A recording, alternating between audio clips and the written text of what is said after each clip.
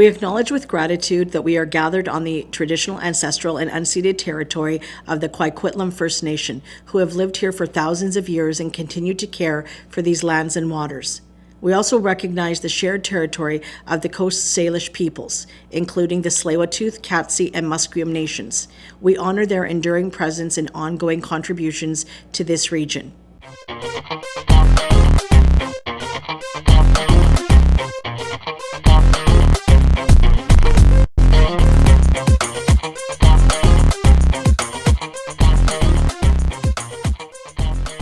Welcome to Faces Tri-Cities interview series. I'm Geneviève Kyle-Lefebvre. And I'm Cathy. Faces Tri-Cities is a co-authored book featuring 50 amazing local women.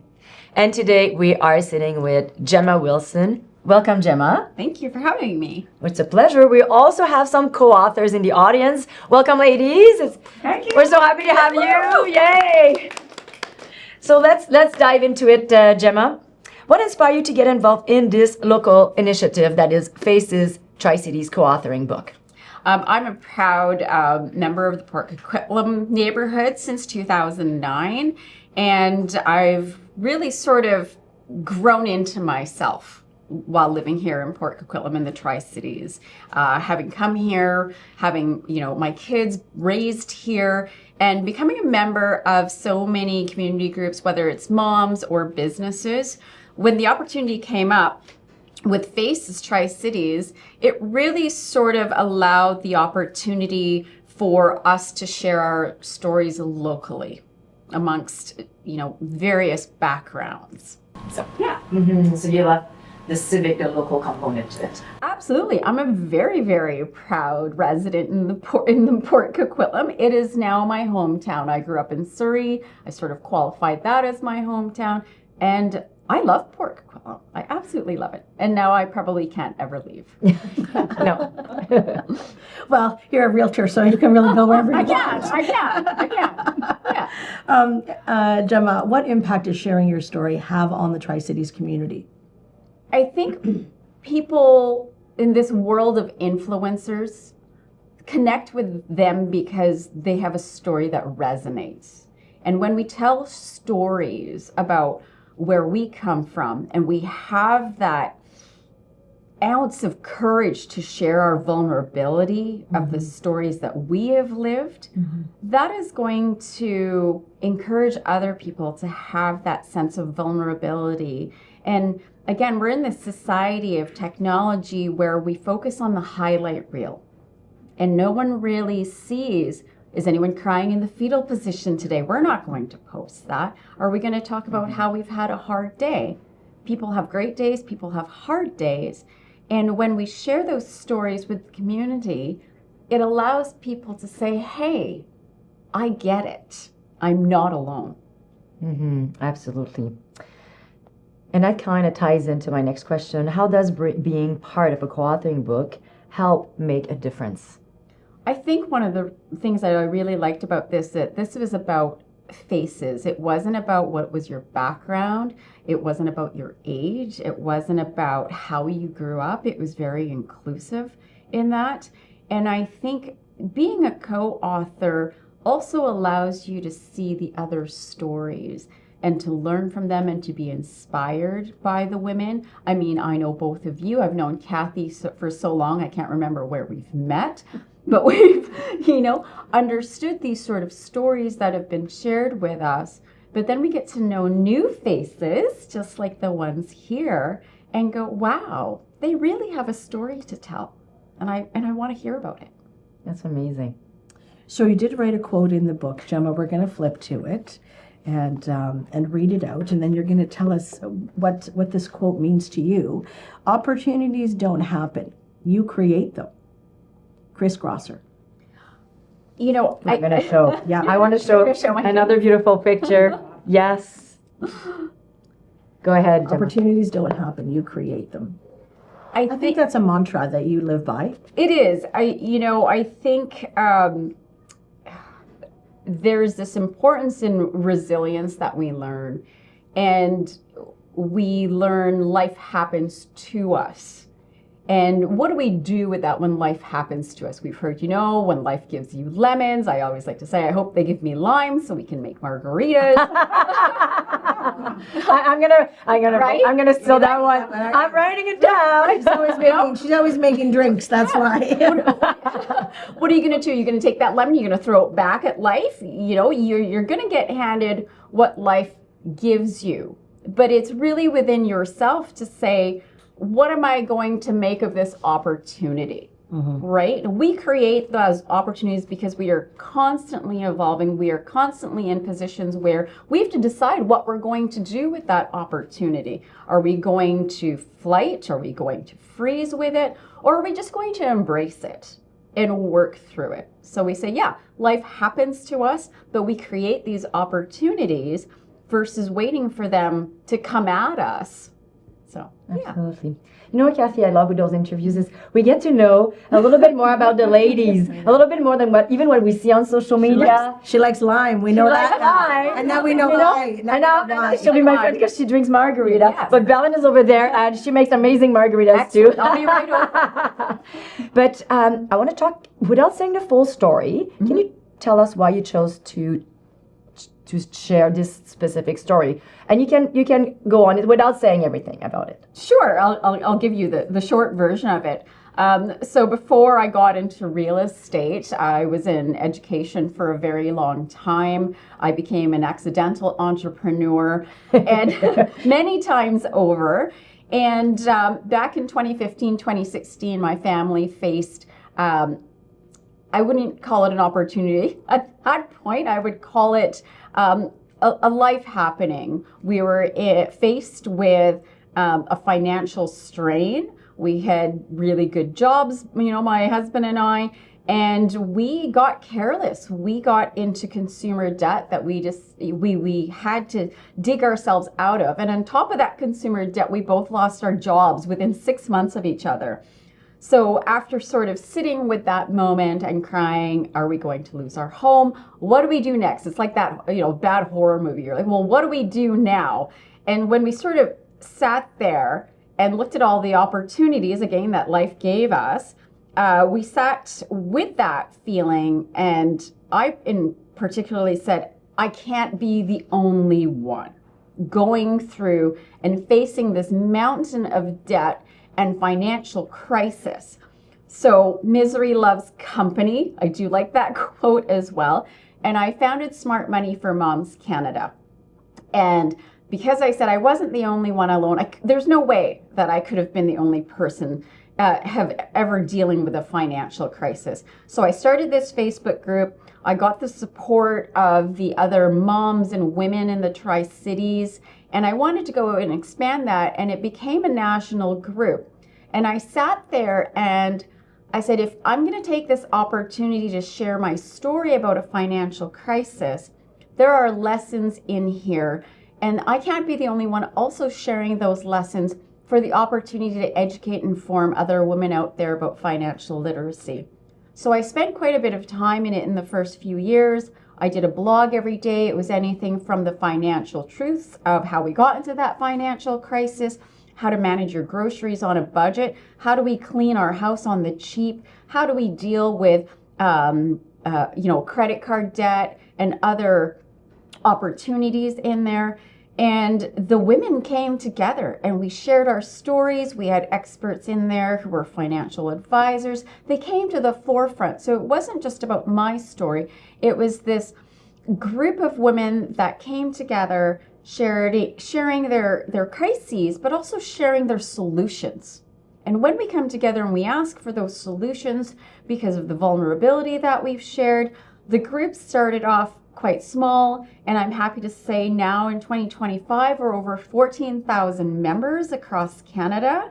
And I took a step back as we were sort of going through a personal family pivot, and the group itself has become this entity about being what's most important when you're feeling vulnerable is a safe space to talk about money.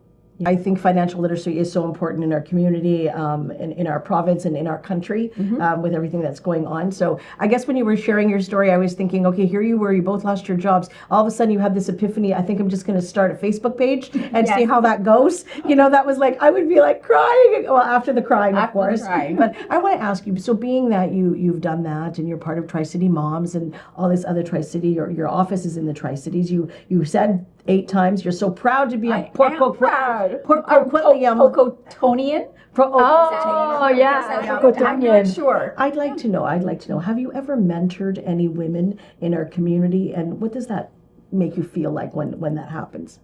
Absolutely. I feel that women, because I've shared my vulnerability, whether it was in my career or my financial crisis or just in general with, we've pivoted through a separation and divorce, people understand that they're okay to come forward and ask me those questions. I get a lot of women, not necessarily in the mentorship state, but to call me for a coffee and say, can we chat? Can I talk to your ear about this? And I say, absolutely. And thank you for being courageous enough to reach out to me, because you're not alone. There's many women who have walked this journey, and we're here for you. We're not going to offer to walk those miles for you, but we're going to be here cheering you on. Gemma, I've seen you a little bit all over. I see you helping a lot, Tri-Cities Moms Group. I've seen you helping like Low-Entropy and other beautiful organization that's doing amazing things like this on the Tri-Cities. So why do you keep being such an amazing, like you keep going, you keep giving? What's your inspiration? I'm very proud to say I'm a crib Catholic, right? And one of the lessons that always stayed with me is if you have the opportunity to give, you're already rich. So to be of service and to be of contribution is really giving back to the universe, the small things or the big things that we take. And, opportunities like Low-Entropy that had an event. Of course, yes, there's a business aspect to that. I'm going to be very transparent about that. But it's also about, hey, how do we support and cheer somebody else on in their journey? We're here. How can we help? Yeah, and you often put on seminars and things that have to do with, divorce and, real estate, or you're bringing in a mortgage broker, or you're bringing in someone who is a family lawyer and things like that. So you try, as much as what you say is transparency, of course you want to get leads and things like that, but you are really trying to connect the community. I think that's what's really important out of this. Absolutely. I mean, as I said, before I got into real estate, before I was an accidental entrepreneur multiple times over, I'm a teacher at heart. Education is my passion. I still teach at the real estate board and at my local brokerage. But I also want to share, we actually recently did our first really fun topic. We did a flower arranging class. I actually have a Cathy, we missed it. I'm like, I didn't see this. How did we not see this? Because it was sold out. It was such a great I know, but event. we're pretty on it. We're gonna do it again. Okay. That's actually one of my backgrounds. We need a is personal landscape invitation. design. Yeah. So we all do. Yeah, please send us an invitation. I will. I said to her, oh my gosh, how did we miss this? We're gonna do it again. I didn't it was see it. fantastic. We like pretty things like that, and creation and It was so much innovation fun. and all that. So much fun. Okay, good. So I might dig into your expertise as a real estate agent right now. Maybe not. We'll see. But what issues in Tri-City you believe needs more attention? Oh, what needs more attention? I think what needs more attention is how can we as a community give back more?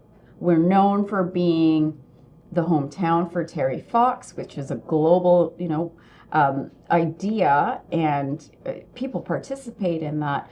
But I think at a local level, there's news every day about what housing is looking like. Are we building enough houses? Are we supporting the infrastructure? I think we're very lucky. We have a very proactive mayor and council here in Port Coquitlam and in the Tri-Cities as well. And as we see our communities grow, I think we need to also reach out to that community and say, this is about a village, right? We all need a village. How can we contribute to the village? Beautiful. That's very true. Should we ask our audience if they have any questions for I Gemma think so. today? Any question, ladies? Any questions? I have a question. Go ahead. Yeah, So sure. I've seen you on social media and I see your groups. What I'm curious about is there like a course that's offered, or is there certain people we should be watching for that offer that, like for financial help, or for like, I would love to learn about stocks and investing, and I'm at an age where I need to start doing that. I haven't seen anything on your page, but I don't know if I've just missed it. No, it's a great question. You haven't actually missed it. It's something that we haven't really concentrated on, because we always so understand that this is a national group. So we said, well, how do we start at a local group, and having to pull our experts in and making sure that they, as experts, also understand the foundation of this is education and information without necessarily pushing personal agendas in here. And how do we, I hate saying influence, but how do we influence women to want to know about this? I'm going to be honest, I feel stocks and investments are still a very male-dominated entity. And it sounds very scary more for women. It does sound scary. You know, we see the graphs and we hear about it, we see the ticker tape, but we go, but wait, where do I start? So to sort of answer that question is, it will be in the works now that I've got the pressure of someone asking. We did talk about it a year ago. It's just a matter of gathering and getting it going. Gotcha. Beautiful, beautiful question. Great. Good. Any other questions, ladies? Oh, Belen has a question here. What's next for you, Gemma? Oh, world domination. Oh my gosh, we have the French that want to run the world. We've got Donald Trump want to be a pope, gonna say, not the and now you want to dominate. No. What's next for me is taking a look at continuing to build my real estate team, continuing to see my kids grow. You know, I've got an almost 15-year-old, and I'm counting down the days of, I've only got about 4 more solid years keeping him, you know, home, and then letting him go outside the nest. But I think what's next for me is continuing to build my professional development. I would love to be back in the classroom, probably in 10 years. And in 15 years, I will retire in the south of Spain. Wow. There you go. Okay. So I will not have time for world domination. I will That's retire what we in the wanted south to. of Spain. After all that, Belen, you got your answer. South of Spain. Spain is where it's South at. of Spain. Well, Gemma, thank you so much. Thank you for trusting us to join us in this book and being part of the family, and for everything you do in the community. Thank you so much for having me. Yeah, absolutely. Today you're listening to Gemma Wilson talk about community and how opportunities don't happen, but you should create them. That is her mantra. That's something that she does live by day to day. And you're watching Geneviève and I at Faces Tri-Cities, and thank you so very much to Tri-Cities Community TV. Thanks for watching. Until next time. Bye. Yay.